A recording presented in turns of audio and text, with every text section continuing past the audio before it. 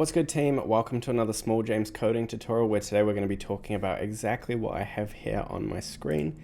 Node.js and Express. We're going to be going through absolutely everything you could possibly want to know to just go make the world a better place with whatever applications you can think of. We're going to be talking about how to install Node, checking version management, how you can use your terminal to interact with it, running JavaScript files, Node Package Manager, Express, what it is, how it works, how to set up a Node Express server, REST API, verbs, routes, request responses, serving files, middleware, and job scheduling. So an absolutely massive haul of information. If you enjoy the video, don't forget to like and sub, and let's dive into it. So the first thing we're going to get done today is actually install Node on your computer. So for that, what we're going to do is just type in Node into Google, and what I would recommend doing is just downloading the latest version, which is what this one here is. You should just be able to click through, it will give you a download file, and you just install that onto your computer. And once you have finished with that installation, you can check if it works by coming over here into your terminal and typing Node-V, and you would expect to have a Node version appear just like there, like it does on my terminal. So now that we're finished with that, we're just going to quickly cover some terminal commands that can be super helpful. The first one is going to be cd, so that stands for change directory. The second one is mkdir, which means make directory. And these two commands are going to allow us to navigate through our terminal really easily. So for example, if I wanted to change directory and go up a file level, currently I'm in tutorials, I would use the double period, and that will take me up a directory. And then if I wanted to change directory into that file, I can just go back like that. And then the next thing I could do is I could make a directory and call it Node Express tutorial, just like this. And then I can type list to list out all of my directories, and we would expect to see this folder in here, Node Express tutorial, just like that, although it's actually this one. And now we can once again change directory into Express tutorial to get the party started. And this shouldn't matter what operating system you're on, these commands should work for all of them. So now let's just take a second to talk about what Node actually is. As we can see here in their homepage, Node is an asynchronous, event-driven JavaScript runtime, and it's designed to build scalable network applications. So here we have an example of a network application. We're going to set up something similar using Express later. However, the main takeaway in this particular section of code is just JavaScript runtime. So we can use Node to execute our JavaScript files. And so if we come into our tutorial here, I can open this up in Visual Studio Code. So this is just an empty folder. What I can do is open that up nice and wide, and in here I can create a new file. Let's just call it example.javascript. So this is a JavaScript file inside of my Visual Studio Code editor. And in here what I'm going to do is console.log hello world. And now if I wanted to run that file, we can see that I'm already in the directory that I need to be in. Now I can type node, and we can check that it's working by typing node-v. And I can write node example.js to execute this file just as we've seen here, and the output has come down in the terminal. We could make it slightly more complicated and add a second thing and just say like 3 times 8. So we would expect 24 to console, and it does indeed. So it's a JavaScript runtime, which basically just means that we can run JavaScript using Node. Now, one thing you might have noticed is that this version is different from the version that I was getting when I type node-v in my terminal. And the reason is because I'm using something known as Node Version Manager. And Node Version Manager is just an excellent way of managing different Node versions. Some applications might require a particular version of Node, and so Node Version Manager, just here, makes it really easy to transition between all of them. So there's a million ways you can install it. Here, Free Code Camp has a good Node Version Manager installation guide, which will be linked in the description below. And it will just really easily and quickly allow you to navigate between your different Node versions. Now, one of the other benefits of Node is that we can access the package manager. So Node Package Manager, just like this, is a place that stores a whole lot of different people's packages, code packages that can, help you to build amazing things. So the one we're going to be using later is Expressjs, and we can install Expressjs, which is a fast, unopinionated, minimalist web framework for Node using Node Package Manager. So there's millions of packages on NPM. You could contribute one yourself if you would like. But for now, we just want to know what it is, and it comes with Node. So in our terminal, we can use commands like npm, and we can see that there's a whole lot of instructions here, a large set of instructions that allow us to do different things. For example, install different packages, uninstall packages, we can get node help, we can add dependencies, and the one that we're actually going to use, and I'm going to do it inside of my Visual Studio Code, is npm init-y. The -y is just an unnecessary flag to stop us having to configure a bunch of stuff. And if I hit enter, this is going to initialize a package.json file, which will allow us to store all of the different Node packages that we want to manage or deal with or integrate into our projects. Now, this package.json file has a couple of different parameters. It's a JSON file, so everything is specified in JSON. And here we have name, version, description, all this kind of stuff, main, what it all is. We're actually going to change that to server.js because we will have a server here soon. And for now, the most important one is going to be scripts. What we're going to do is just add another script called development. Often you'll see scripts such as like start or build, but we're just going to focus on development. And here we're just going to type node example.js, or actually even better, server.js. And now we can create a new file called server.js and use npm to execute this file and incorporate all of the packages specified inside of our package.json file. So in here, what I could do is console.log hello world2, and we would expect this to show up in our terminal. We use the run keyword before the name of the file, and we're using npm run because run tells npm to execute one of the scripts, and then we just pass in the script name. So we're going to use script dev, and when we execute that, we can see that node server 2 was executed. It executed this command inside of our terminal, and consequently our JavaScript file was run on the node runtime and the output was consoled down below. So that's super excellent. We are now in a position where we can add packages to our JavaScript projects and just really develop whatever we want to develop. This tutorial is obviously going to focus on web servers. We've looked at how we can initialize files. In a minute, we're going to look at how we can add packages to our package.json, incorporate them into our JavaScript files, and then run these whole servers and everything. And the first package we're actually going to do this with is Express itself. So here I opened up Express before. As I mentioned, it's just a minimalist web framework for Node.js. Probably one of the most common, super easy to use, absolutely excellent for all of these functionalities. Whether you're building a web application, just an API, any kind of networking, it has all the functionality you could possibly want. And so we're going to incorporate this and add this Node package to our npm system so we can use it by typing npm install express, just like that. And that is going to install Express. We can see all of the Node modules, which is the required files to incorporate that into our project, have been added inside of this Node modules file. It should be noted that this Node modules file is not really to be fiddled with, so whatever has been added inside, I wouldn't necessarily go touching. The other file that we can see has been added is the package.lock.json. This is another file that just basically takes an image of the current state of the npm application and is also not to be meddled with. The package.json file is absolutely yours to go crazy with, and we can see down below that the dependency key inside of our JSON file has been added, and it has a value. And in here we have our first dependency, which is Express, and we also have the associated Express version kept track of as well.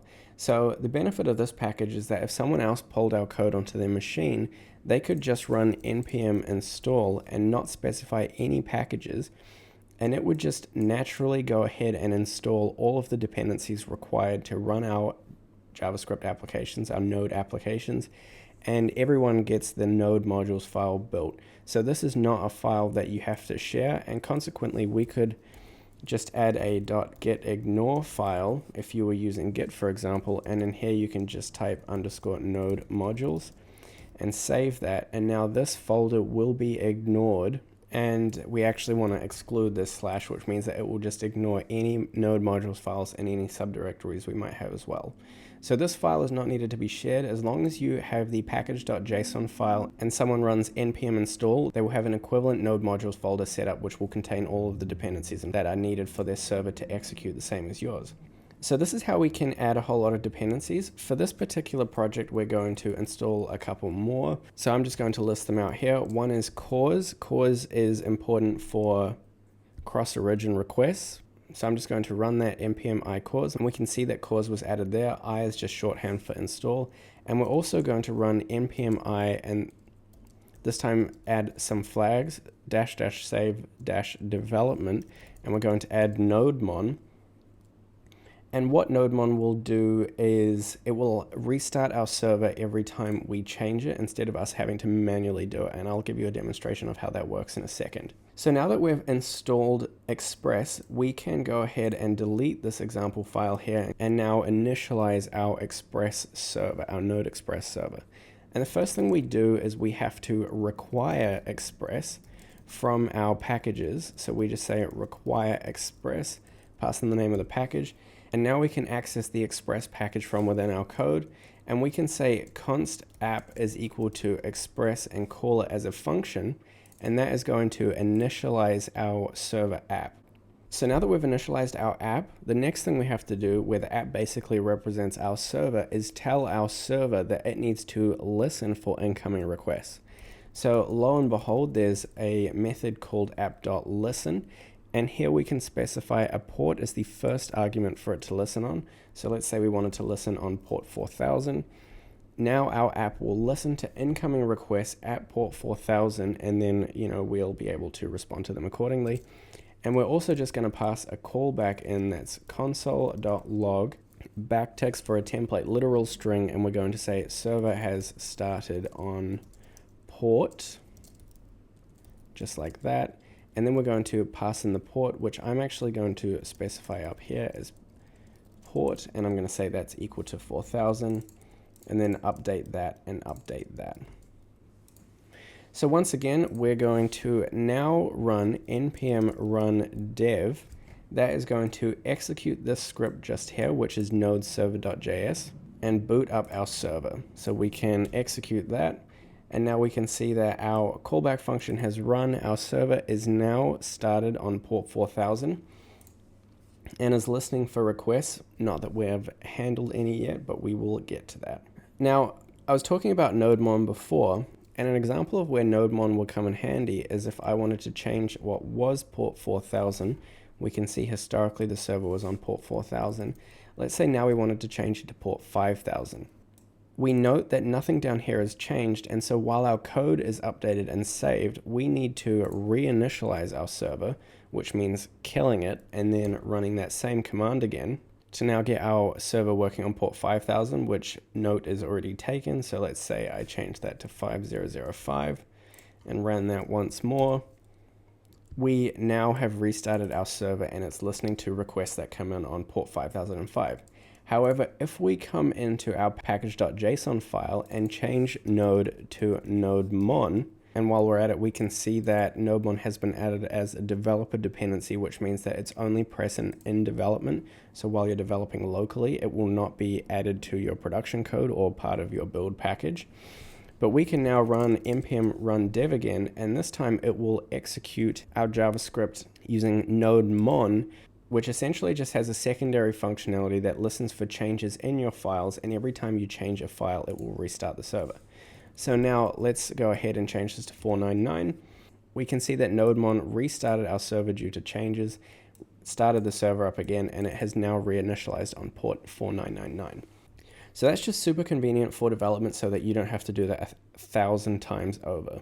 So at this point, we're going to start getting into networking because we're listening to external requests which are received on our Node and Express server. How do we handle those and what do we do to respond to them? Now, if you're not really too familiar with any of that kind of stuff, I'd recommend checking out my networking video, which will explain everything, so it's all very clear and transparent to you. And if you're already familiar, then you'll know that the first thing we have to do is specify some routes that the requests come into where we can, execute some JavaScript logic to respond to them. So an example of a network request would be someone is on their browser, their client application, and the client wants to request information from our server. They send a network request to our server, which comes in at port 4999, and will go to a specific route within that port. So the most default route is the home route, which is just denoted by the slash. And what we can do is we can build a route around this and tell our server to execute logic when a request comes into that particular route. So we can do that by typing app.get, and the first argument is the route, and the second argument is a callback function that takes a request and a response as arguments. So now if someone sends a request to our server at this home route, this body of logic in here will get executed on the condition that the HTTP REST verb matches that of a GET request. So in the networking video, I will have described that there's a couple of different types of verbs that we can associate with our different routes. The most common ones are get, post, patch, put, and delete. And so our app has the ability to have these different routes. So we can have a delete functionality at our home route. We can take a request response and execute a body of logic in here. So essentially what I've done here is I've told our app to listen to requests that come into the home routes, and depending on the verbs associated with those requests, execute different bodies of logic. So if someone sent a network request to, our IP address, so the example might be http://172.0.0.1, that's going to be the domain that they're accessing, and then the subroute is just going to be this empty backslash. What will happen is that their request will be navigated to our server, the domain identifies the server, and then it will go to the route, which is this route. So here we have all of our routes that go to this home route. We could have another one that has James and it wouldn't be navigated there.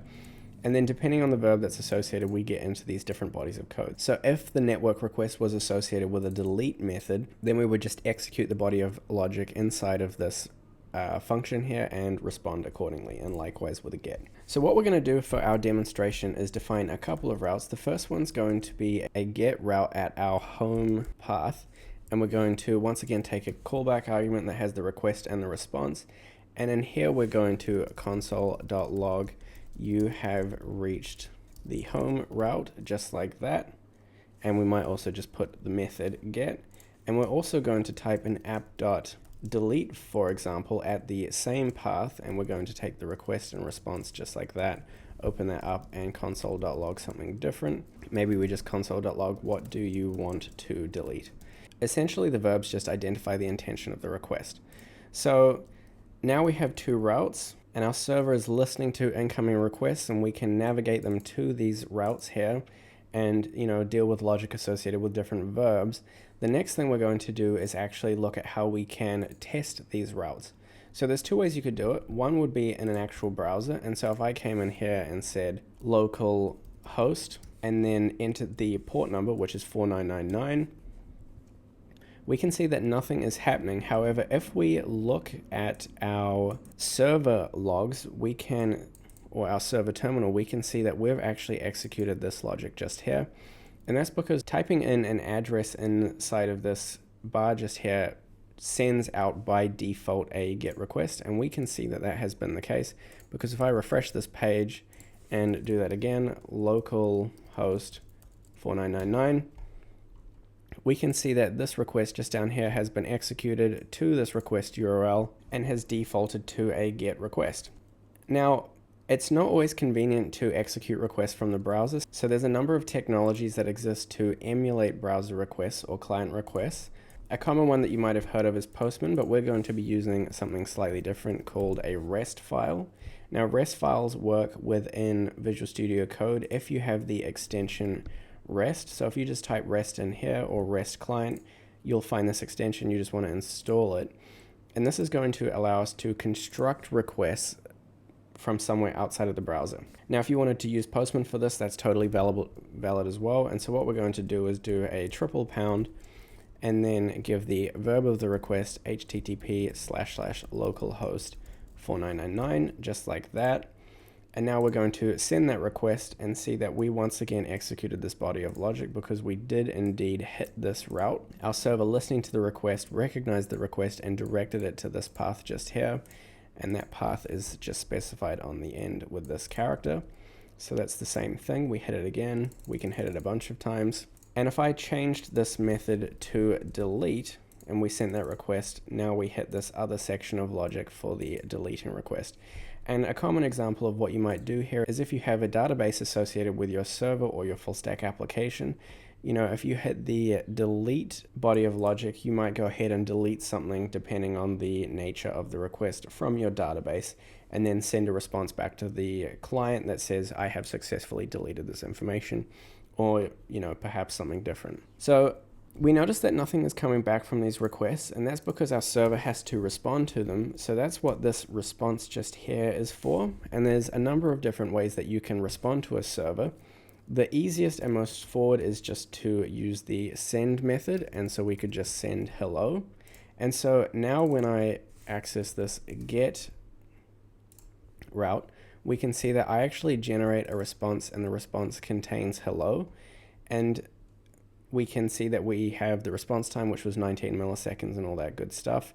And equivalently, we could now come back into the browser and see that we do indeed utilize a get method on our request, and we got a 200 back, which is okay. That's a status code. 200 represents success, and the response contained the text hello, and that has now been displayed on our page to display the response information. But once again, we're just going to stick with doing requests in here. So while we're responding, what we could also do is just add in a status just here. So we could specify the status that we wanted to give back exactly. So now if I once again send this request, I do indeed still get back a status of 200. That's exactly the same as we got from before because that's the default for a successful request.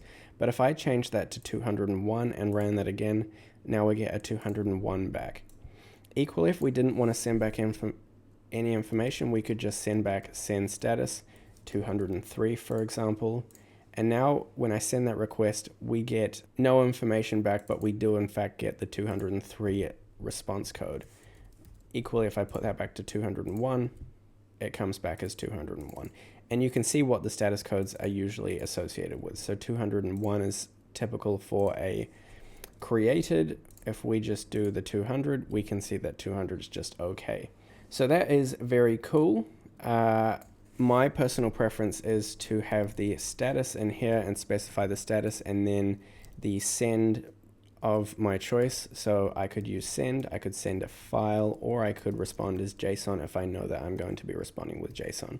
So here I could have message, and the message is yo mama, or something like that, or even better, hi mom.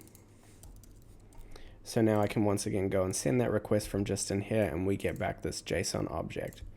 Now this also works with send, so you can see how flexible this is. It comes back as a JSON object still, but you get the point.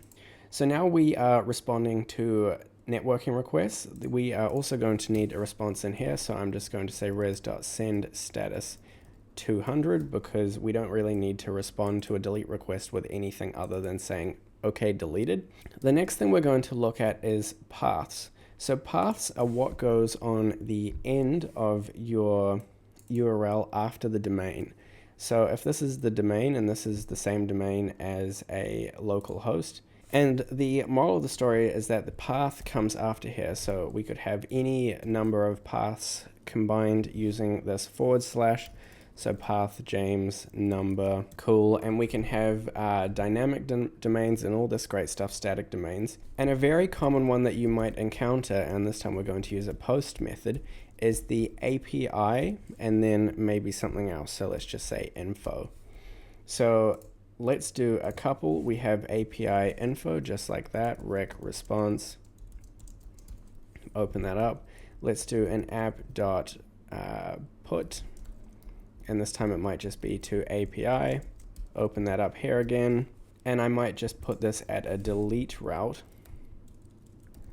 and I'm going to assign what is known as a dynamic path just here, path parameter, and that is just ID.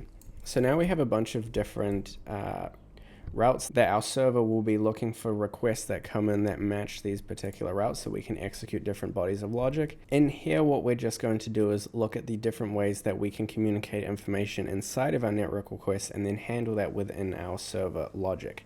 So the first one we're going to deal with is the post. Now, what differentiates a post from a get is that a get is just a request for information, whereas a post is normally sending information from the client to the server. Now, an example of why we might want to send information from the client to the server is, for example, if we had something new we wanted to create and we wanted to create an entry into the database from our server, we would need to have that information from our client and then use it inside of our server. So in here, what we can do is we can destructure the body, so the information is contained in what's known as the body of the request, from the request, just like that. Or we could be more specific and destructure a particular parameter that I'm just going to call information just here. And so now what we can do is we could respond and say res.status 201 for created, and we could send back JSON, for example, that says your message, and here we could just pass in the information. So information gets sent back to the user, so we can confirm that that whole system has been working. So now inside of our test.res file, we can check that this is working by constructing a post request to the same domain, so that's localhost 4999, but now we need to match the paths to these particular paths that we have specified here. So I'm just going to paste that on the end. So now the paths match. The other thing we have to do in a post request is specify the content type. So we're going to say content type is application/JSON, letting them know that it's JSON information. And in here we can just say information. We want to match this key just here to the key that we're expecting over here.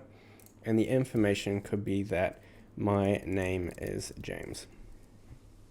So now what we can do, and just to really check that this is working, perhaps we want to console.log something here in our server logs. And that could just be the posted message was space, and then we can just post information here. So we would expect to see something down here if a request hits this body of logic, this particular route. So now let's post that. We can see that we did indeed get a response of 500. A 500 represents an internal server error, so that means something went wrong in our code. And we can actually look at exactly what went wrong just here. Cannot destructure information from request.body. And that's because at the minute, our server is not configured to receive JSON information. However, we can do that by adding something that's known as middleware. We'll talk about middleware a bit more later, but we're just going to say app.use, and we're going to pass in express.json just like this. So JSON is a method contained within the Express package, and we're just going to tell our app to expect this JSON content, which is what is just here. And the JSON is what is being sent. This is the content type from our front-end emulator, our client emulator. So now our server has restarted. If I send that request again, we can see that now our server was prepared to receive that JSON information and was consequently able to pass it and then respond with our message. So that's super cool.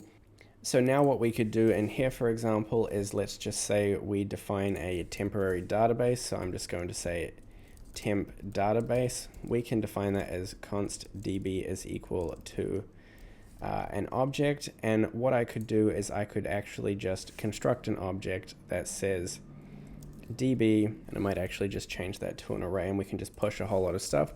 db.push information, whatever information is.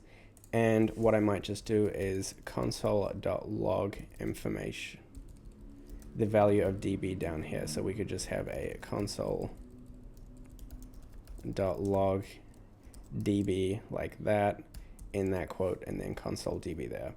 And for some reason, I'm just double consoling, so we want to make sure we're not doing that.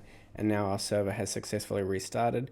And every time we restart, this database will go back to normal, which is why this is not a functioning database. It's just very temporary. But if we run this request, we can see that this information is indeed pushed to our database from our client emulator, and then the response was successfully received. Now I could do a similar thing. I'm just going to copy this whole thing just here, and in this case do a put. We can see that I accidentally ran that twice, so now 2 values have been pushed to our database array. But now if I run this put request, we can see that we get a 404 back because it's not found, and that's because this path here does not match any route that we have specified in here. For our put to work, the verb and this path has to match, so the path has to be shortened down to this, just like that.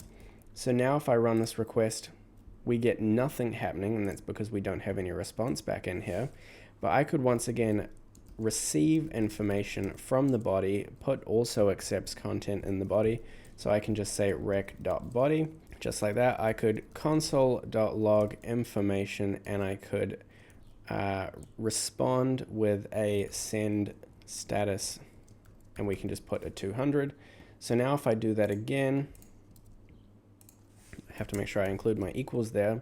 Our server has successfully restarted, and now I can run this put request, and we can see that the information is consoled and we get OK back, so that's all good. So now our put request is working. What we're actually going to do with it is demonstrate something known as the query parameters. So in this particular case, let's say we wanted to add some additional information to this put request without sending it in the body of the request or using a parameter. So what we're going to do is use a query value, and we can do that by at the end of our URL adding a question mark, and afterwards we can have a number of different query values. For example, I could say word is equal to James. I could add another one using the and key and say banana equals ripe. And so now if I send this request, this is not included as part of the path, so we can see that the request still works. Nothing has happened in here out of the ordinary, but what I could actually do is remove all of this just here, not expect anything in the body because we don't have anything in the body, but instead what I can do is get the request.query and destructure whatever query values I'm expecting. So one is word and the other one was banana, and I could consequently console them just here. So word and banana. And now when I once again run this request, we can see that we have communicated information using these query values just here, and we have consoled the values of them inside of our logic route inside of our server just here. And we once again get the 200 response code, so that's all good. So this is just another really effective way to communicate information using these queries. And in the delete just here, what I'm going to do is demonstrate how we can use the parameters. So these are path parameters, and we can once again destructure them. They have associated names just like this, and we let our path know and express that it's going to be dynamic by putting the semicolon in front of it. And in here, I'm just going to have ID, and let's say I have name because I might add one more. And now what I will do is just say rec.params, just like that. And we could just add them in the end here, so ID and name. And now if I run a delete request, so let's just set that up, delete http //localhost 4999.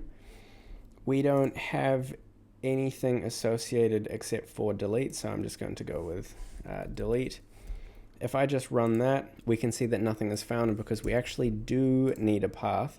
So we actually have to have some value for ID. So let's say it's 6. Now when we send that request, we actually do match that route. We get a 200 back saying that's okay, and we consoled out the value of that ID here. So just once again, another way that we can communicate information. And if I added another word here, which was neat, let's just say like that, we could access that by just adding name here. And now when I send that request, we can see we get both of these back. So we have two dynamic routes where the values can vary as long as it's set up in this standard configuration.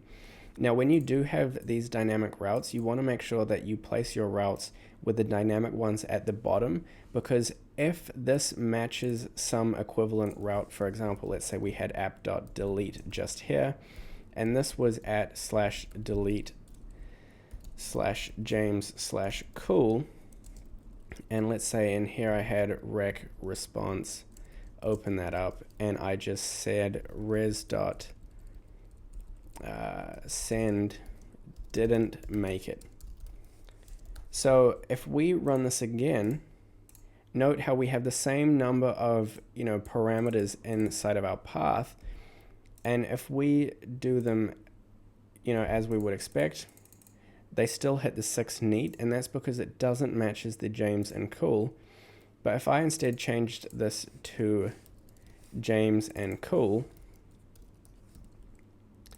send that request, we can see that we didn't make it and we didn't console any information here. However, if I move this down so that we match this logic here, we will never hit this route because we will always by default hit this one here. And so we might have constructed our request properly, but we can see that we're not actually going to hit that route anymore. So it's important to have the dynamic ones at the bottom so that if you do have a static one like we have above, it's prioritized over a dynamic route that matches a similar path. So that's absolutely excellent, burning through the content. The next thing that we're going to talk about is the public folder and how we can serve static files. So what I'm going to do here is just create a folder called public. And now let's say, for example, I go here and I go google.com. We can see that our first request up here is to Google, and Google has responded. If we look at the request, it's just a get request to google.com, 200 status code get. They have responded with a whole lot of HTML, and we can actually preview that HTML and we can see that it comes out at the Google page. Every other request is just filling out this information. However, what they have done is they have sent an HTML file.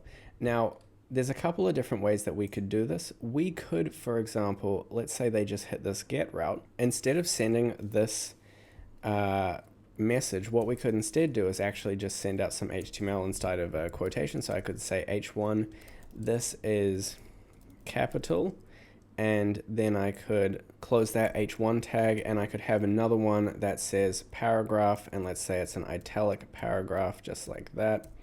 Make sure I add the correct number of closing tags, and in here I could say nice, just like that. So now when I go to this home route, localhost 4999, we get this HTML rendered onto the page, and if we inspect that request, we can see that we once again had a get request. I'll just refresh that. We have this get request.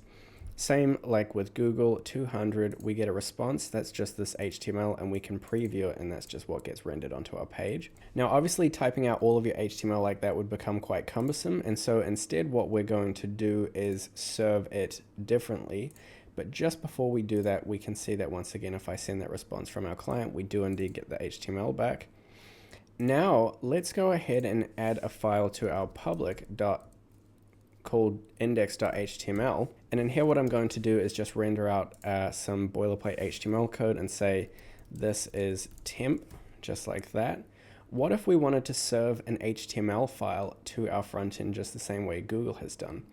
Well, what we can do is use what's known as app.use express.static for serving static files, and let Express know that the static files are held within the public folder.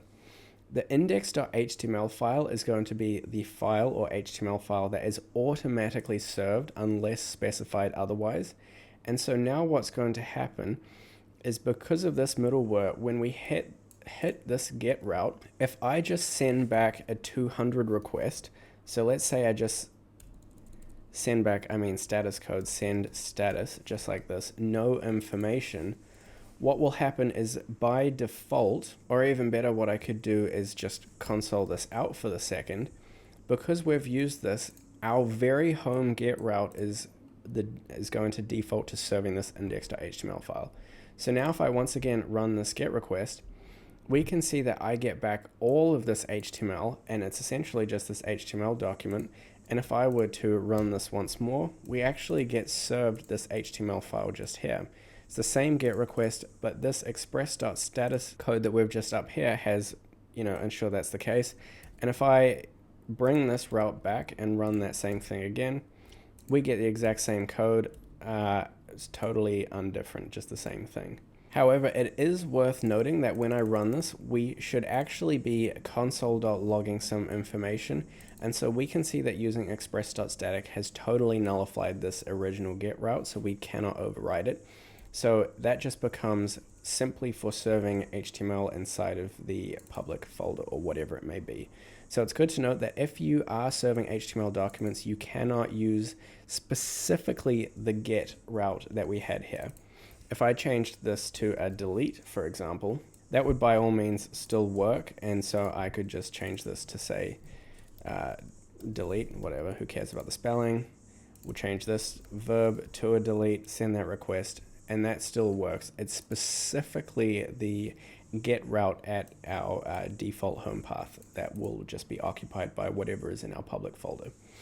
So that's one way that we can serve files, which is super handy. And so you could actually serve up a button here. Let's say we give this an ID equal to nice. And what I could do is just say send and add a script down below inside of our HTML, like so.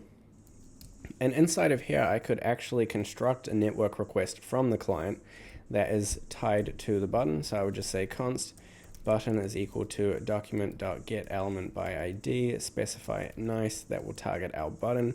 I'm going to have an asynchronous function here that says send message, just like that.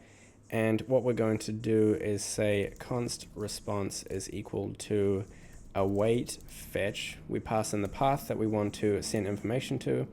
So let's say we're going to post information. So I'm going to send it to API/info, API/info, just like that. We're going to open this up, specify the method, which is just going to be post. We're going to specify the headers, which in here is going to be content type, and that is going to be application/JSON. And underneath that, we're going to have the body of the request, which will just be JSON. So I'm just going to say JSON.stringify, and in here, I'm just going to pass in an object. So let's see what we are requesting. We need information. So we're going to have information just here, and the information is going to say this is from the web client or the browser client.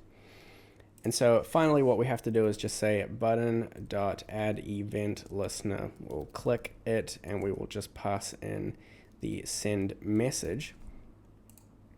And after here, what we could do is we could just say console.log request sent. And now if I come back into my browser and refresh this, we can see that we have this button here. And every time I click send, I got an error because that's not correct. That should be json.stringify, just like that. Let's refresh that and do it again. Send, we can see that the request is indeed sent. If we hit this network here, we sent a request. It was a post request to this route. We sent this payload. This was sent from the request. We got this spont. This is from the web client, and we can see that it was our message. And if we look here, the posted message, we actually hit this endpoint inside of our server. Right here, the posted message was, and we added that posted message to our database. So that just, that's essentially full stack development. We have a client, we have a server, and we are communicating between the two of them. So super powerful stuff that you can do with just Node.js. Now, sometimes a lot of people will use, instead of serving up their information from their Node.js application, a web framework like React, and have a client hosted on one, like the classic for React is localhost 3000, and have their server on a different port. And then when they host them, have them at different domains and URLs. That is totally viable. The one thing you will need to do, if you are choosing to do that, is enable CORS, so that's cross-origin requests, and you can just do that in Express by typing app.use, and we just require the cause module and then just call it as a function like this. So this will now allow cross-origin requests to come and hit your server, even if they're originating from a port or URL that is not equivalent to that where the server is hosted. So that's just great for using other web frameworks in addition to your Express and Node.js server. Now that brings us to the next topic of conversation, which is middleware. So middleware is absolutely phenomenal if you're ever looking to incorporate things like authentication or any of that good stuff. These are some more abstract examples of middleware, but what I'm going to do here is define a function, and we're going to call it MW, and this actually takes request, response, and next. Not that all of them are necessary, and we're just going to console.log hit the middleware, just like that. Now the way that middleware works is it's essentially just like a barrier function that gets executed just prior to hitting the body of the logic. So it's in between the request and the response. So it's kind of like as soon as we hit this port, this route, we know where we're going is into this body of logic. We're just quickly going to execute the middleware when specified to do so. So what we can do here is just pass it in as an additional argument right here. So I'm just going to pass in middleware in between the actual request and response. And so now what we would expect to happen is when we hit this delete route, we have specified that go to the middleware first before coming into this delete route. So let's just come in here and send that delete route. That is the wrong delete route, so we're not going to make that. It's this one just up here. We can see that we did in fact hit the middleware, but what didn't happen is we didn't get a response generated, and we didn't get the logic that is supposed to be, included in this home route. And that's because of what's happening inside of our middleware function.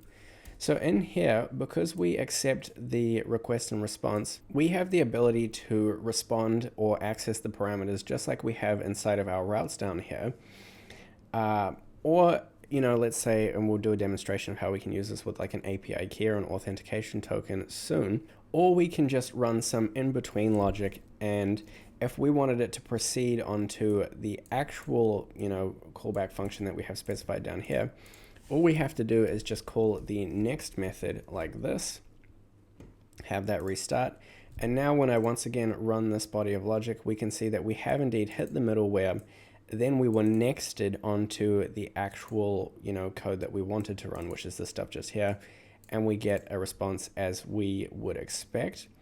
Now let's just make a minor modification, and let's say we could optionally accept an API key, just like that, and I'm actually not going to do it on this one, I'm going to do it on this one just down here. Let's say the ID has to be equal to 6 and we don't need a name. We can no longer destruction name because we don't need it, and we can remove it from just there too. Now what we can do is we can specify an ID on the end of our thing just here. So let's say we have 8. If we send this request, we get cannot delete 8 and we get 404. So that means we didn't find our route, and that's because we are missing the delete path just here. So it's delete then 8, and the method now matches. So now when we run that, we get an OK, and we get our message, do you want to delete 8? Now note that our middleware did not run, and that's because we need to add it in here. So we just have middleware just like that. So now we can execute this body of logic again. We hit the middleware, we get do you want to delete 8? And what we could actually do is just say in the middleware, if let's say we destructure the ID out, so that's going to be const ID is equal to rec.params because it's a parameter. If ID is not equal to 8, then let's say we wanted to respond with a send status 403, which means forbidden. So that means that you're not allowed in this route unless the ID is equal to 8. And so we can run this again. We get forbidden because the ID is not equal to 8. But the issue in this particular case is that we're still having a problem because we need to end the function just here by saying return. So that wasn't happy. So let's restart that and run that again. We send that again, we see that we hit the middleware and we actually still executed that, and that's because this, let's see if we console the value of ID, run that again. We can see that we are indeed getting the value of 8. So if ID is not equal to 8, then we should be returning a 403. Let's just once again say ID, run that once more. ID is 8. For some reason, let's make that a less intense comparison. And now we can see that we do in fact proceed because it is actually equal to 8. It was just stringifying it. So, you know, numeric versus string. So now when ID is equal to 8, if I change that to 9, we would expect to be forbidden. We are indeed forbidden. So here's an example of how we can use the middleware to protect our routes. Let's say we wanted to authenticate them. A middleware is a great way of doing it. Now, obviously, in these two cases, I have passed middleware down to all of our functions. But if we just wanted to pass that middleware to everything, so let's say we wanted to authenticate all of our routes, what we can do is we can actually just say app.use and pass in middleware, just like that. So now middleware will still be required on all of our routes. We can see that we are in fact still forbidden. Now note that we're actually not getting an ID anymore, but let's say we go, for example, get it out of an ID, so we can just say ID equals 9. Let's test that out. So we'll restart that. We would expect it as a query parameter now. And we can see that that is indeed working and we are still forbidden. And if I change that back to an 8 and send that, we actually had both of the routes, and that's just because of the way that this is configured. Normally that's not how you would do it. You would just go back to having a standard delete route like we have here and just remove the ability to have an ID. So we would just go to this system just right here. You wouldn't do both of them. The ID would be deleted. That one's okay. And then if we go back to 9, we're forbidden. So some types of information can and can't be used with the middleware. But now all of our routes would be protected because we have that. So if we didn't specify that parameter in anything, we would get forbidden. So once again, if we try to do this, we get forbidden. And if we add the API key or whatever it is as 9, then we find that we're still forbidden because it's the wrong API key. But if we send it as 8, now our message is added and we have successfully authenticated and secured all of our routes using middleware. Now we're on to the very last thing we're going to talk about today, which is schedulers. So here we have our middleware. Here we have our database. The database is a good example of where a scheduler comes in handy. So schedulr. Schedulers in Node.js are really easy to construct. All we're going to do is define a function, and we're going to call that function cron for chronological. And it's going to take a couple of arguments, one of them being a millisecond amount, and the second one is the function that's going to get executed every millisecond unit of time. So in here, what we're now going to do is define a secondary function. This is going to be an asynchronous function called callback. And now what we're going to do is type clear timeout. We're going to pass in timeout, just like that. Timeout doesn't exist yet. After that, we're going to await the function call if it was an asynchronous function, for example. And then we're just going to say let timeout equal to set timeout, callback, and the millisecond amount. And then the last thing we're going to do is just set the timeout up here is equal to set timeout, callback, and millisecond amount. And then finally return just an empty function from our cron scheduler. So that's the function to execute this function that we're about to define every unit of time. And in here, I'm just going to have a function that consoles the DB. So that's literally what I'm going to call it. And I'm just going to console.log the value of the database. So I'm going to say DB equals space and then database, just like that. So now we can execute this cron, pass in the millisecond amount. Let's say we wanted it every second and we wanted to execute the function that we're going to call console DB. Now when I restart my server every second, we would expect to console timeout. However, I got a problem, and that's because this is actually not meant to be reinitialized just there. So now we can see that database is consoling every second, and that's just going to run while our server is still listening.